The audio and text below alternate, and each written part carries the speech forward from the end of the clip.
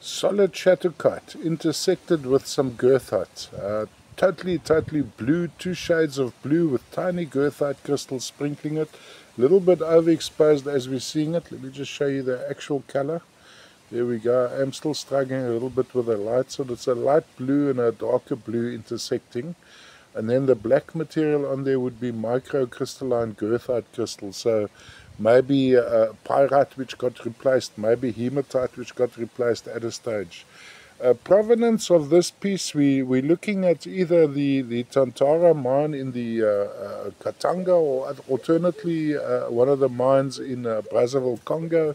Please have a look at my eBay description. I need to do a bit of research on this and see where these guys hail from, because I did get them with a batch of Brazzaville, Congo material years back. Struggling with this. Oh, there we go. Just take it through like this. Lovely piece. Lovely form on these. Really exquisite form. And it's a blue and a lighter and a darker blue all intersecting.